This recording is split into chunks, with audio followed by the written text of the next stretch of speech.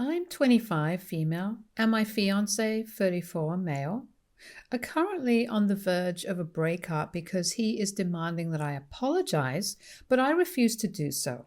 And here I am on Reddit looking for some advice. To start with, I met my fiance, Chris, on Bumble 5 years ago when I was a university student. He seemed quite normal, ambitious, funny, stylish, compared to some of the other guys I had unfortunately met. We decided to meet for morning coffee at Starbucks after 2 weeks of texting each other. I was standing in front of Chris and we were waiting in line to order our coffees. When my turn came, I asked for a slice of cake along with my coffee, and I watched Chris get visibly annoyed until he noticed that I took out my wallet to pay for my order. After taking our order, we went to get a seat, which is when he started asking if I had ordered the cake, thinking he would pay for me. I shook my head and told him that I never thought that way, and I just don't like having coffee on an empty stomach. He then joked about how I had probably ordered the $2 slice of cake because I was just a student anyway. I found it a bit odd that he was saying these things on our very first day. Next, while making small talk, I asked him about what he was doing for a living, and he started to dramatically say how he was tired of answering these questions since every single woman was so focused on what job he had. Then he started to brag about how he came from a family of generational wealth and how his parents had so much money that he never needed to work, but he still worked as a freelance artist. I nodded, listening to him while he continued to rant about how he was so scared to go out on dates since he was afraid of meeting broke women, and about how every female just cared about how much money a man makes. According to him, he firmly believed in 50-50 and wanted women to pay their own expenses regardless of how much they earned. He told me how he wanted to meet a woman who would be happy to sign a prenup before marriage since he didn't want a gold digger wife. Now, some background about me. I initially grew up in a working class family. My dad was a businessman and my mom was a teacher.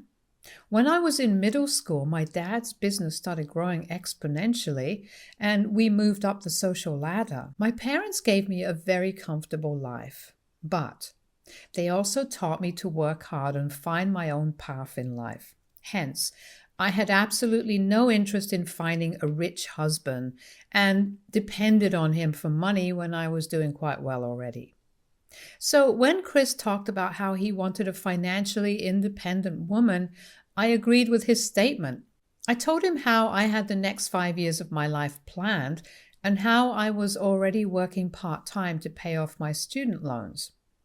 I had insisted on paying my student loans, even though my parents would have happily paid for it because I wanted to do something on my own without their help. I told Chris calmly that what he said about a prenup was extremely important since one day I might inherit my dad's business and I would not want my partner to benefit from that. Chris looked at me confused and then started asking questions about my background, my family, my assets. I told him truthfully about my family, which seemed to really excite him. Suddenly his rhythm changed and he gave me a quick apology, telling me how he had expected that I was just like every other woman from his past. But now that he knows I come from a comfortable life myself, he could be more relaxed.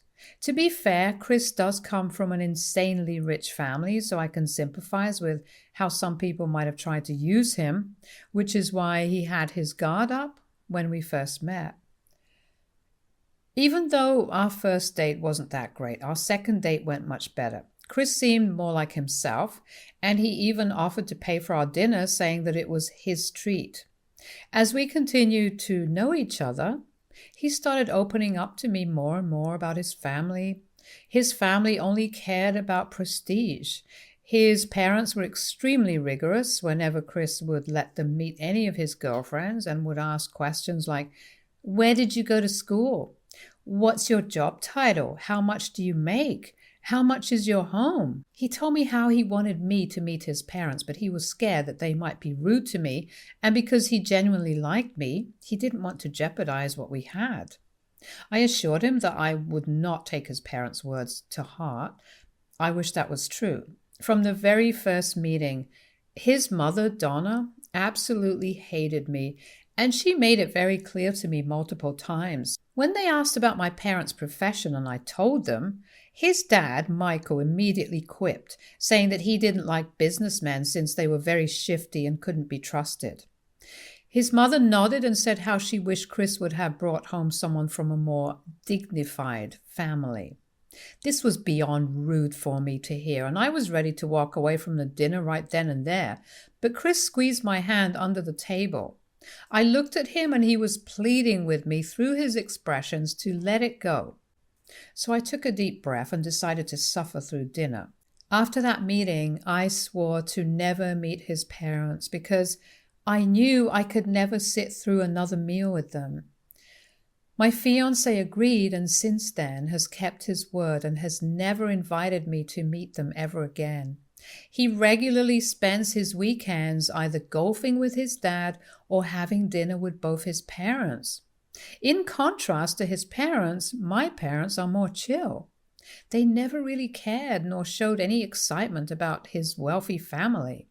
My fiancé loves spending time with my family because he says they treat him normally and he likes that. 2 years passed and our relationship only grew better and better. On our second anniversary, he decided to propose to me and I said yes. It was a really happy occasion. My family was absolutely thrilled. I can't say the same for his family, who bombarded him with messages saying how he better make me sign a prenup, otherwise they would not let him have any inheritance, and how he could do so much better. This really upset me, but even then, I decided to let it go. After we got engaged, we decided to move in together.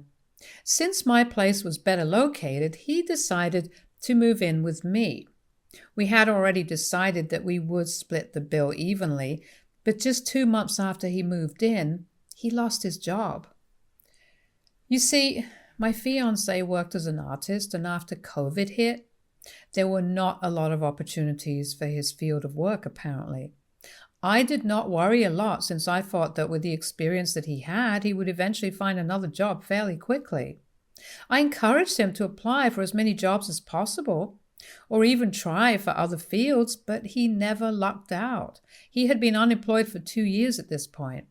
I mean, he does get a few weeks' work once in a while, but he always seemed to lose the job because he was never able to submit his work on time. Every time he lost a job, he would get into these overly dramatic and depressive episodes where he would lie on the sofa the whole day playing video games or smoking weed. If I reminded him to find a job again, he would tell me how I should stop trying to act like his mother and that he was recovering from his previous job. This had been an ongoing situation.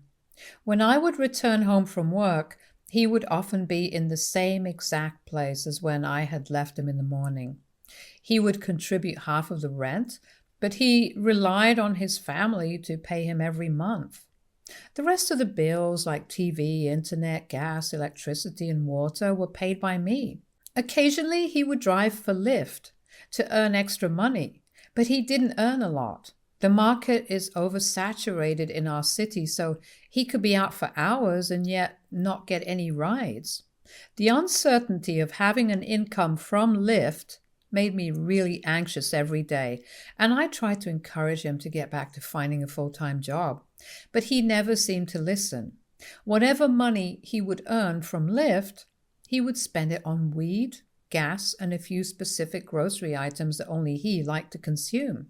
He would do absolutely nothing to contribute to our living situation in any way. Through all of this, I've been working full-time while also handling most of the household duties. For many tasks around the house, if I couldn't manage them, I have had to remind and ask him to take care of them. For the past 3 months, I decided to commit to a budget to save more and pay off my student loan debts. I could obviously ask my parents for help and they would help me in a heartbeat. But I didn't want them to think less of my fiance. My parents would have definitely asked me to reevaluate my relationship and our future, which I knew they would be right to do. But I loved this guy, or so I thought. I just wanted him to find a job so we could get back to how it was before we got engaged. Naturally, all these factors had become major turn-offs for me in our relationship. We had grown distant and neither of us took the initiative for intimacy. On my part, it was because my perception of him had changed. It wasn't appealing to return home to a partner snoring on the couch, surrounded by empty food packets. I found myself craving a companion who surprised me with dates without expecting me to foot the bill, someone who would plan vacations, or at the very least, someone with the drive to start their day with purpose. Despite my desire to move on, I was scared of change. I had decided to engage with him, and I thought we still had something worth fighting for. Ending this relationship would have meant losing my best friend. I will admit that the fear of being alone also held me back. I would dwell on happy memories, wishing things could be the same and that I could feel the way I did before. I would discuss this with my fiancé multiple times. I would tell him about my growing resentment due to his lack of work ethic while I was working full-time to support our lifestyle. I would emphasize to him the importance of finding a job or contributing more around the house, but each time he would listen and assure me that he would improve, but unfortunately there was never any change. Recently, my fiancé's cousin, Jackie, got engaged and invited everyone for dinner to celebrate the good news. My fiancé at first didn't want to take me, which I was completely fine with, but his cousin insisted that I had to come. Jackie has always been sweet to me despite how Chris's parents have treated me, so I begrudgingly agreed to go. During dinner, his parents refused to even acknowledge me, so I didn't say anything to them either. Jackie was excitedly telling me about how happy she was to be getting married to her wonderful man, when Chris's mom snorted after hearing that. We all turned to look at her and she started to say how Jackie's fiancé had hit the lottery, so he was the lucky one. Jackie looked at her fiancé, embarrassed, who was red in the face. Chris's mom continued to say how people were vultures nowadays and everyone was just trying to take away their money. Chris's dad nodded and asked Jackie if she had signed a prenup, to which Jackie replied that she didn't need one. Jackie's mother, Chris's aunt, then interrupted to say how it was vital for Jackie to get her fiancé to sign a prenup, otherwise she would not allow her daughter to get married to anyone. Jackie started yelling at her mother about how she was an adult and her fiancé earned more than her. I sat there quietly watching this drama unfolding before my eyes. Out of nowhere, Chris's mom then turned her attention to us and asked Chris loudly if he had taken care of the prenups with me, and he nodded. It was true that we had both decided to sign a prenup just after we had got engaged. Chris's dad nodded approvingly, saying how Chris could never be careful when it comes to gold diggers and it was better to be safe than sorry. I was taken aback by how rude his words were and looked at Chris for support, but he sat quietly munching his food. I asked him if he wasn't going to say something when I had been the one supporting him for 2 years, but Chris whispered to me that it wasn't worth fighting with them and that I should keep quiet about him not having a job. I was seething with anger. Chris's mom, who was probably watching us whispering to each other, asked loudly if I had something to say. She looked so smug at that time that I couldn't control myself any longer, and everything just came out like word vomit. This is basically how our conversation went.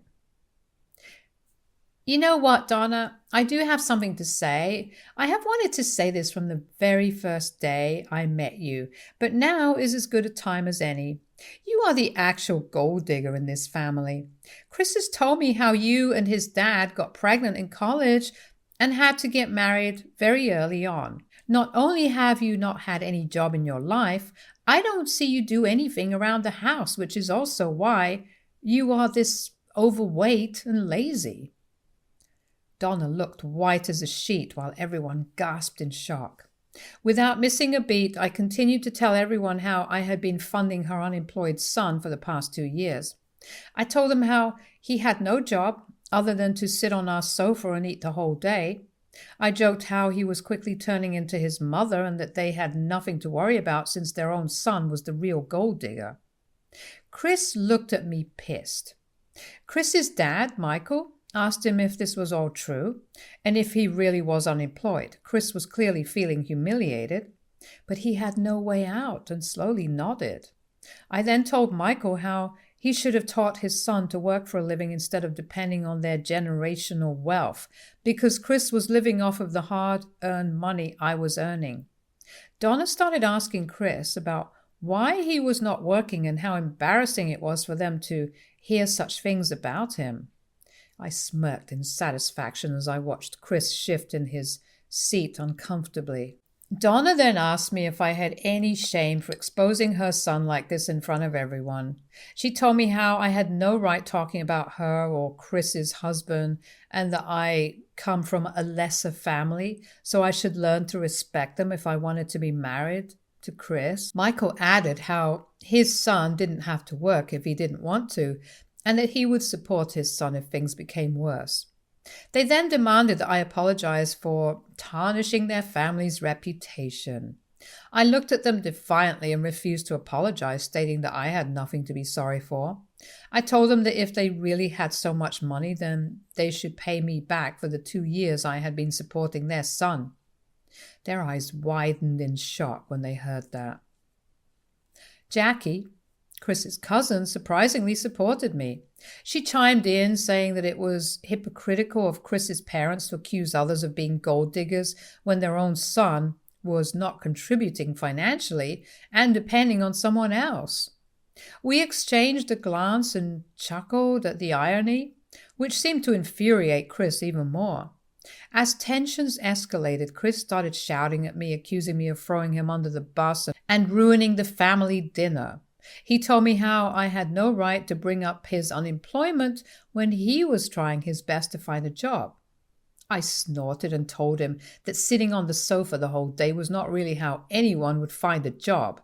He told me that as my fiancé, I should give him more time. I sighed and calmly responded that I was sick and tired of taking care of him, and that maybe he should consider moving back in with his parents since he clearly needed a mother, not a fiancé. I got up from my seat before his parents could insult me further, took off my engagement ring and handed it back to Chris. Everyone looked at me shocked, and his parents continued to berate me about how I had no right to insult them, but I had reached my limit. Ignoring their yelling, I left the scene, leaving them to deal with the aftermath of our confrontation. I drove back home and immediately started packing up my things to leave. Chris reached home a few minutes later and started yelling at me about how I had embarrassed him in front of everyone. When he noticed I was packing, his stance changed and he immediately began to apologize, saying he was ready to find a job if that is what it would take to be with me. I ignored his pleas and I packed whatever I could and left to come live with my parents. Since the dinner, I have been bombarded with messages and calls from Chris's family demanding that I get back with Chris to save their face in front of others and then apologize to them. Chris has been messaging me as well, urging me to come back and even blackmailing me by saying how he is feeling suicidal after I decided to leave him. AITA for leaving my unemployed ex-fiancé after how his family insulted me? Update 1. Thank you everyone for the overwhelming response. I'm happy that so many internet strangers agree with the fact that I left my worthless partner behind. I'm honestly so done with him and his family. I am never going to apologize to them, and it is ridiculous for them to even expect it when they have always been the ones to insult me. A lot of people have also been asking why I didn't get married to Chris and stayed engaged for all this time. It's because I was in love with him and genuinely thought he would change. I also didn't want our dream wedding without his parents interfering in our planning. Also, I didn't want to get married to an unemployed man, so I waited. Looking back, I am thankful that we didn't get married, otherwise, I would have had to go through a divorce now, which would have been much more costly and time consuming. I talked with my parents, and they are furious with me for not breaking off my engagement sooner and coming to them for help. My dad has been joking about how the next guy I date has to go through background verification because, regardless of how rich a man is, it doesn't mean that he would have any class, which is so true when it comes to Chris and his family. The way they treated me like shit for all those years makes my blood boil. My dad also went back to my place and got back the rest of my things while Chris kept begging him to talk to me. My dad gave him an earful about how he was an able-bodied man and should work hard to earn money instead of depending on his fiancée like a leech. This seemed to have really hurt his feelings since my dad has never been rude to him, and my dad told me that Chris burst out crying.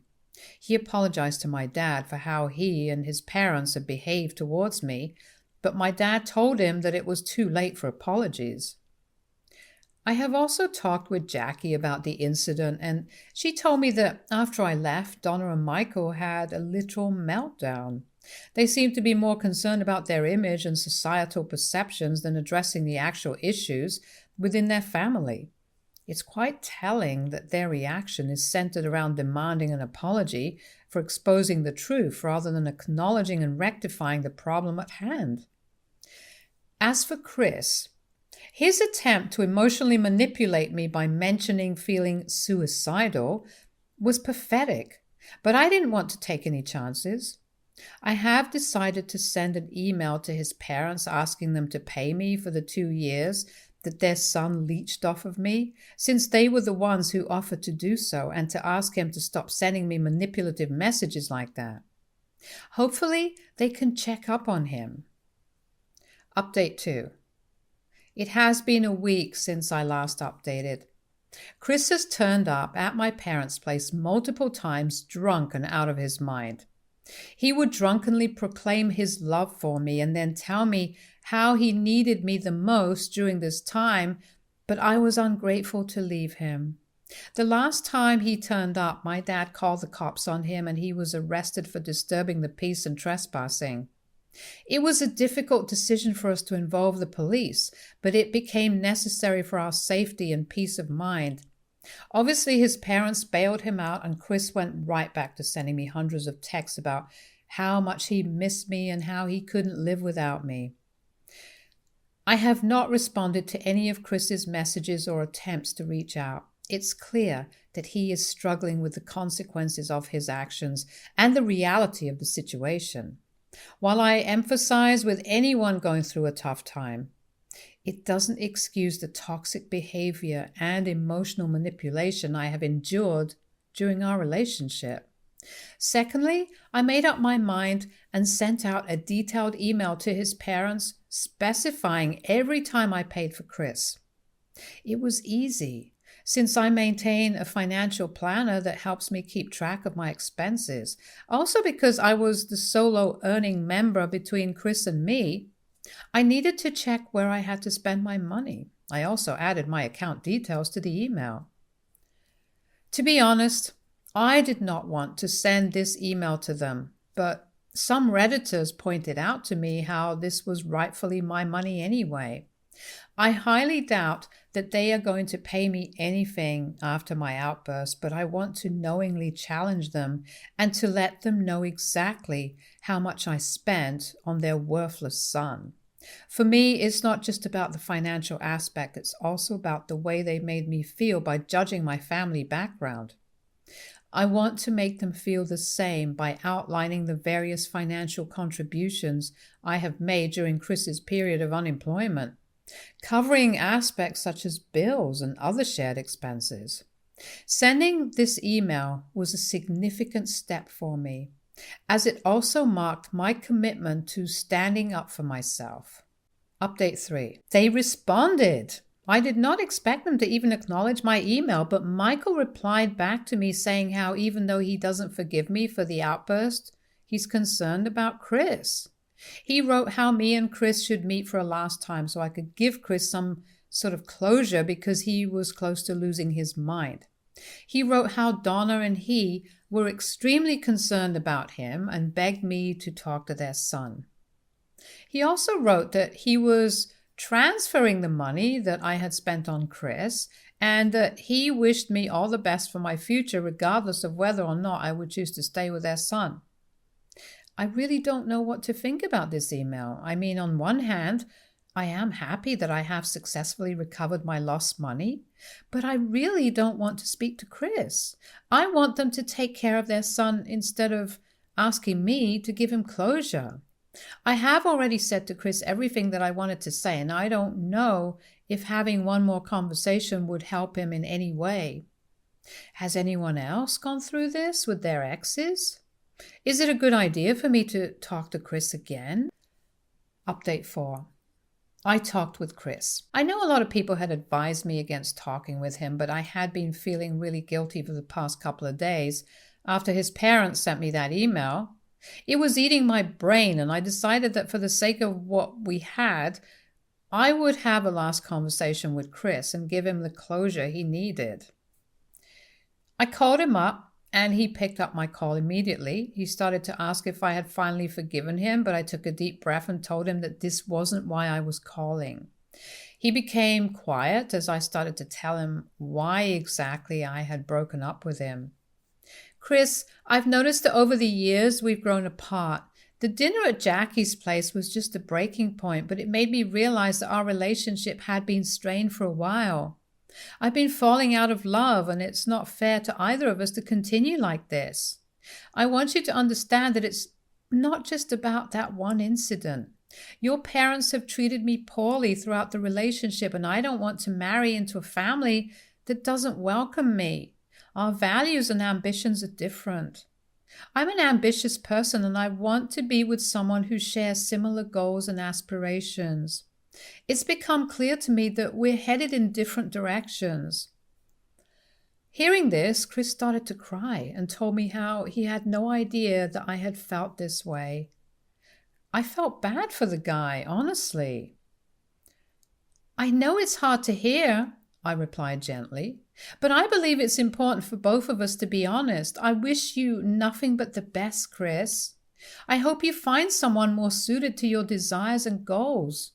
It's time for both of us to move on. Chris apologized for everything. I never meant to hurt you, he said. I appreciate your apology, Chris, I responded. Please don't ever come to my place drunk or send me messages, since I will be blocking you from today. I think this would be a good idea for both of us. Let's end things on a good note. Goodbye. Chris continued to silently cry, but didn't protest back. I ended the call and blocked him immediately. It was honestly heartbreaking to block the man who I thought I would be getting married to. What really broke my heart was when I had to delete his picture from my gallery because I just couldn't stare at his face any longer. Moving forward, I will continue to focus on myself and surround myself with a support system that values and uplifts me. It's quite evident that I have made the right decision in leaving this toxic situation and family. I plan on staying strong and taking the time I need to heal and rebuild. I deserve to have happiness and a partner who appreciates and contributes to the relationship. I've also started applying for jobs in different cities so I can change my city. I have always wanted to live somewhere new, but I never got the chance to, since I was with Chris and he was adamant about living near his parents. Now that I'm free, I can live wherever I want. Hopefully, I can get a better job than the one I currently have. I'm excited about my future and to see what life has in store for me. Stay tuned for more stories from Argo Relationships.